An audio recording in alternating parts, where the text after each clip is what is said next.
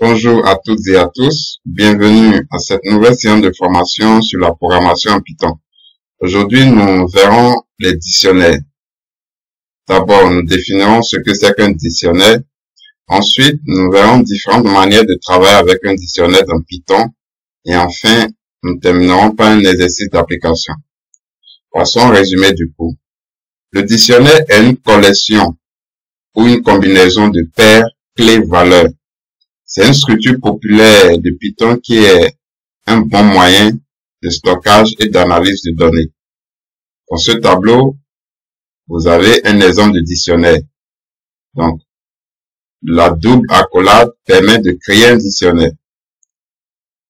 Les chaînes de caractères nom, âge, pays sont appelées clés et leurs valeurs respectives sont Jackie Chan 66 Hong Kong. Pour accéder à une valeur d'un dictionnaire, on utilise sa clé. D'accord? Donc, acteur, crochet, nom, donnera Jackie Chan. Acteur, crochet, âge, donnera 66. Vous pouvez changer la valeur d'une clé. Par exemple, ici, avec acteur, crochet, âge égale 68, nous avons mis à jour l'âge de Jackie Chan. Vous pouvez ajouter un autre élément à un dictionnaire. Donc, vous lui ajoutez une clé et vous donnez la valeur de la clé. Donc ici, on a ajouté la clé rang et on lui a affecté la valeur mondiale. Vous pouvez aussi ajouter une liste. D'accord? Donc ici, nous avons ajouté une clé film avec acteur crochet film égale à une liste dans laquelle il y a des chaînes de caractères. D'accord? Il y a deux règles fondamentales qu'il faut respecter lorsqu'on travaille avec les dictionnaires.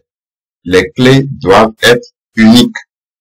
Donc ici, vous avez des clés uniques. Il n'y a pas de doublon. Les clés doivent être immuables. Elles ne peuvent pas changer. D'accord? Donc, les clés ne peuvent en aucun cas être une liste. Une clé ne peut pas être une liste dans un dictionnaire. D'accord? Parce que une liste, une liste est mutable. D'accord? Les éléments changent, varient. Or, une clé ne peut pas changer. Donc, une clé peut être seulement une chaîne de caractères ou un nombre, mais jamais une liste. L'exercice d'application, il est très simple. On vous demande de stocker les informations dans le tableau ci-compte en utilisant les structures liste et dictionnaire. Ensuite, on vous demande de calculer le salaire moyen de ces acteurs-là et d'afficher les informations des acteurs dont le salaire est supérieur au salaire moyen. Donc, je vous invite à réaliser ce exercice en réfléchissant vous-même et après, regardez la correction dans la vidéo. Passons maintenant à la phase pratique dans Spider. Comme toujours, nous allons dans Anaconda, puis dans Spider. Ici, nous avons stocké nos informations dans une liste appelée meilleur acteur. D'accord? Et dans cette liste-là, chaque élément est un dictionnaire. Parce que vous avez des accolades. Donc, un dictionnaire pour chaque acteur. Et dans chaque dictionnaire, vous avez trois clés. La clé acteur, dont la valeur est le nom de l'acteur. La clé salaire, qui donne un nombre décimal qui représente le salaire de l'acteur. Et la clé film, dont la valeur est une liste qui stocke quelques films de l'acteur. D'accord? Au total, nous avons 5 dictionnaires. D'accord? Nous allons exécuter le code afin de voir si notre stockage a bien fonctionné. Voilà, nous avons l'affichage de meilleur acteur. Comme vous le voyez, les informations sont pêle-mêle. Nous allons essayer de créer un meilleur affichage pour notre liste. D'abord, quelques remarques.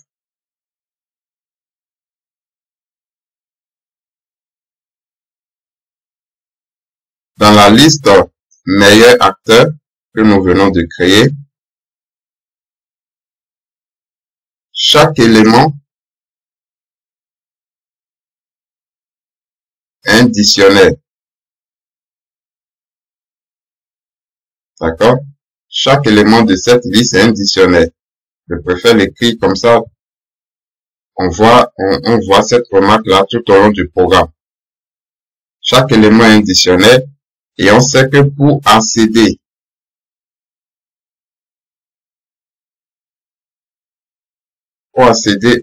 au dictionnaire, aux valeurs d'un dictionnaire,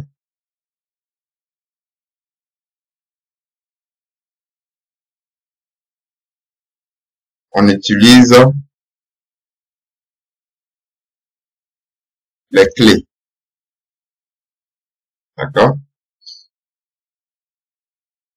Donc, nous allons utiliser cette information, c'est-à-dire cette remarque-là, afin de créer un meilleur affichage pour notre liste et de pouvoir retrouver très vite les informations.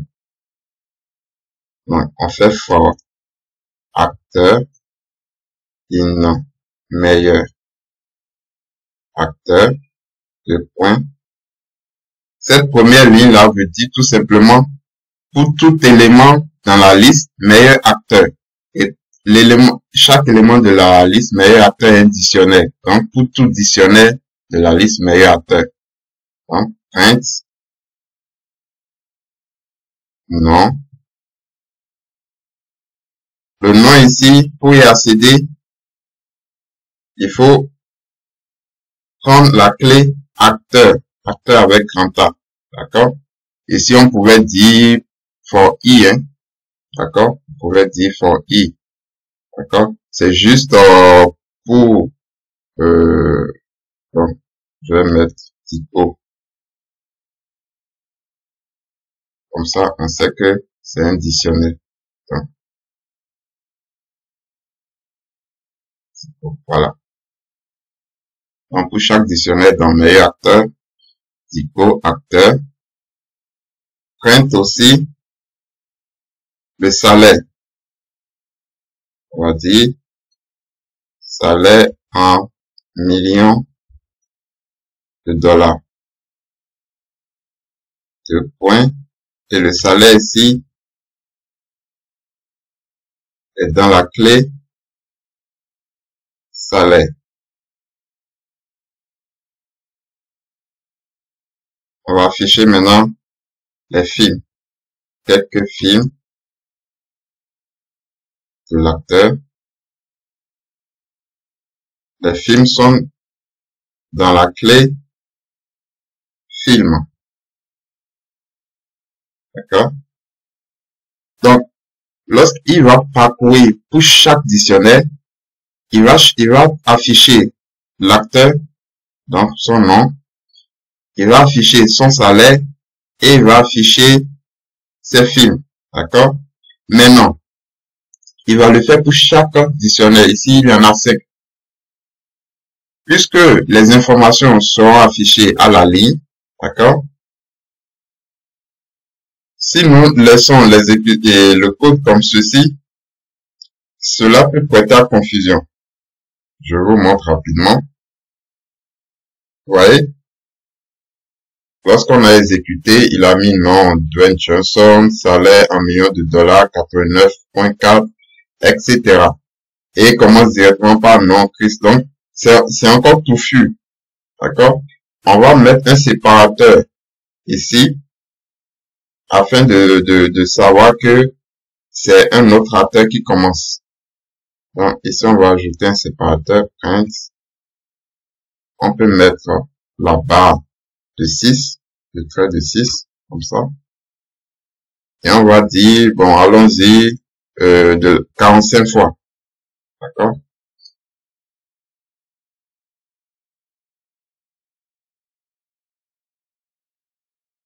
On affiche, regardez maintenant. Ouais. Là, ce n'est plus confus. Donc, on a le premier acteur, ses informations, le deuxième acteur, etc. D'accord? Là, vous avez les informations qui sont maintenant visibles. On nous demande, après avoir créé un meilleur affichage, maintenant, nous pouvons calculer le salaire moyen d'un acteur. Salaire moyen.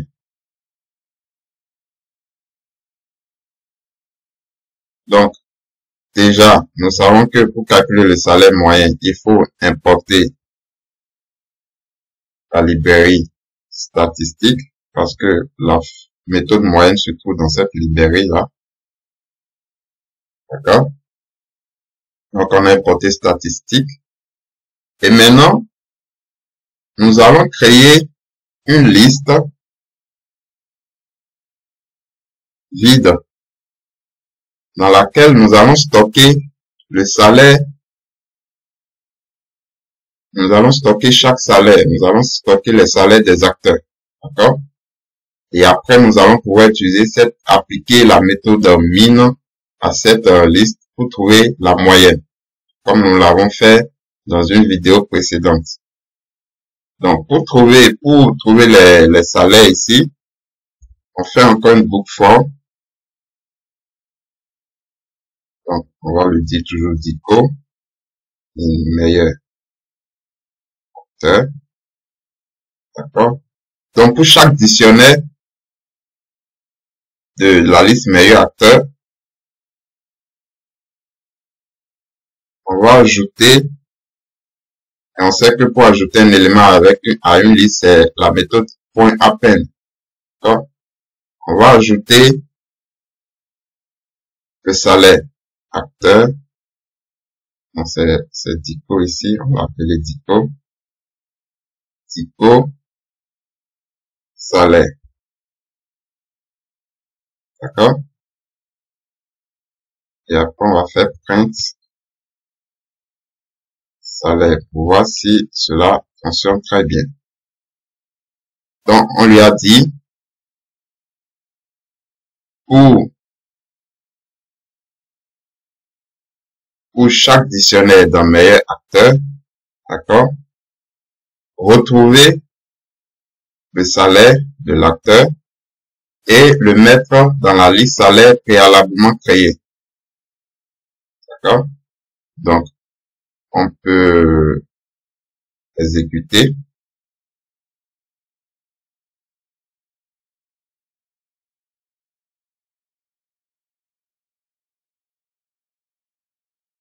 Regardez, on a tous les salaires. Maintenant, nous, on veut calculer le salaire moyen.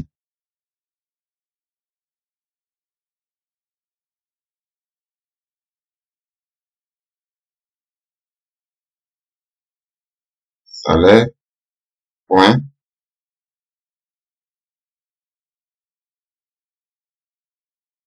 Donc, salaire, on fait statistique, point, min, salaire. D'accord? On peut le laisser comme ça, mais on aura plein de virgules. Donc, on va lui dire d'arrondir.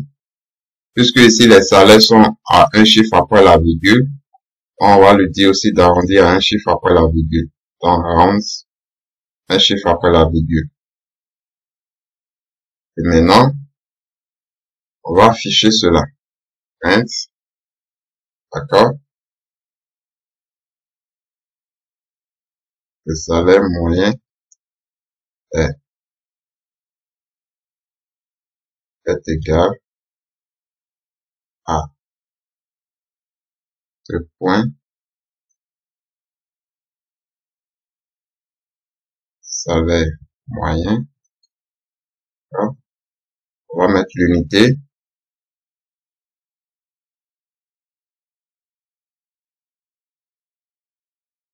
Millions de dollars. D'accord?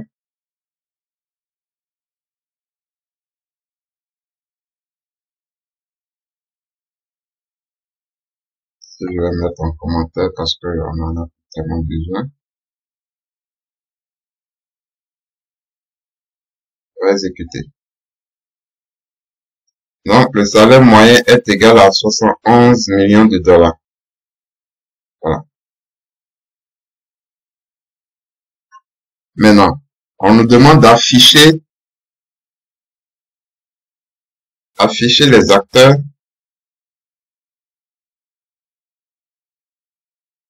dont le salaire est supérieur à la moyenne. Donc, il faudra qu'on affiche les acteurs dont le salaire est supérieur à la moyenne. Donc, comme toujours, on va faire une boucle. Donc, for Dico in meilleur acteur. D'accord? Print.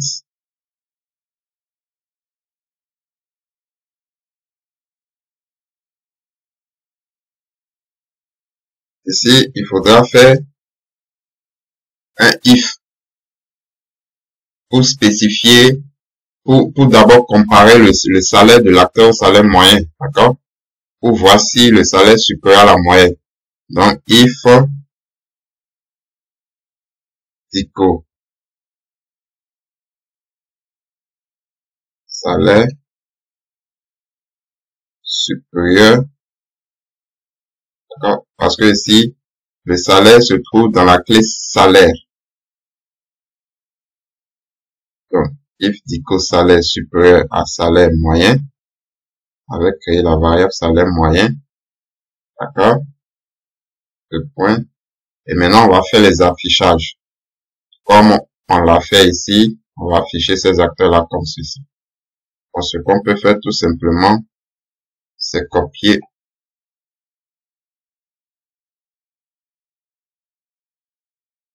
D'accord?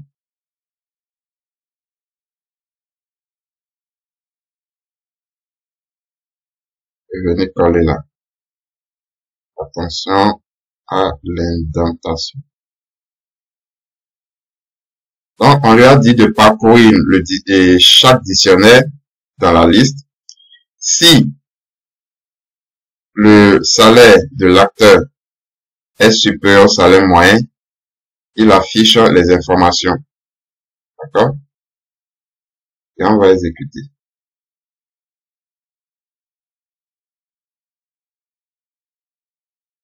Ici, on va mettre en commentaire, ne plus avoir l'affichage à chaque fois. On met en commentaire. Voilà.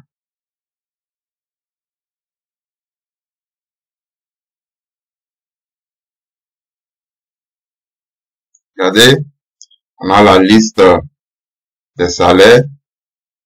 La moyenne, le salaire moyen est égal à 71 millions de dollars. Et nous avons les acteurs dont le salaire est supérieur à cette moyenne-là. Donc, l'acteur Dwayne Johnson, son salaire en millions de dollars, c'est 89,4. Voici quelques-uns de ses films. L'acteur Chris Hemsworth, il a 76,4 millions de dollars comme salaire. Et voici quelques-uns de ses films. Vous voyez? Donc, avec un tel stockage d'informations, vous pouvez facilement trouver vos données. C'est comme si vous êtes en train d'effectuer des requêtes à une base de données. D'accord? On peut, juste avec ce code-là, afficher les acteurs dont le salaire est supérieur au salaire médian. Donc, les acteurs dont le salaire est supérieur à la médiane.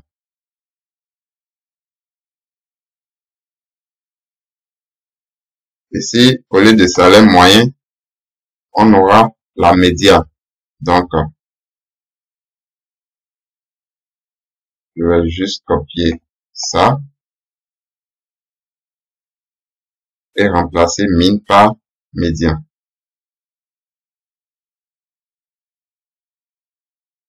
Médian. Ouais.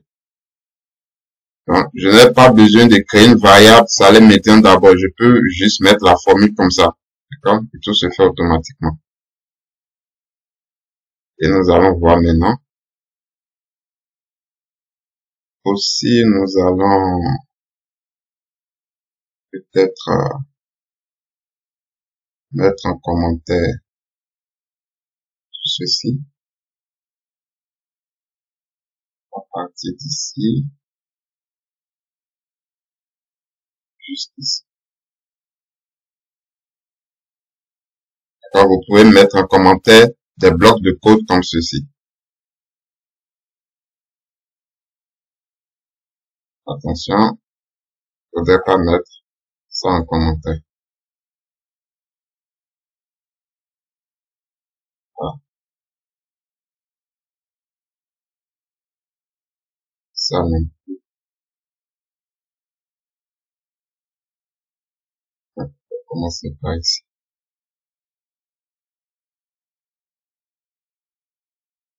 Parce que nous utilisons la liste salaire, donc il faudrait avoir les valeurs de cette liste-là. Je vais exécuter maintenant.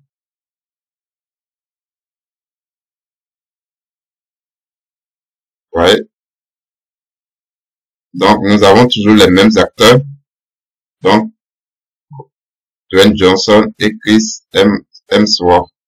D'accord? Leur salaire est supérieur au salaire moyen et leur salaire est également supérieur au salaire médian. Donc, ce qui veut dire que dans notre cas ici, la médiane et la moyenne sont pratiquement égales. D'accord? Donc, voici ce que vous pouvez faire avec les dictionnaires et les listes. Le dictionnaire est un très bon moyen pour stocker de l'information et pour faire des analyses. D'accord? Et je vous invite à refaire cet exercice d'application afin de consolider vos connaissances. Je vous remercie de votre aimable attention. N'hésitez pas à vous abonner à la chaîne et activer la cloche de notification pour ne rater aucune vidéo. Merci et à bientôt.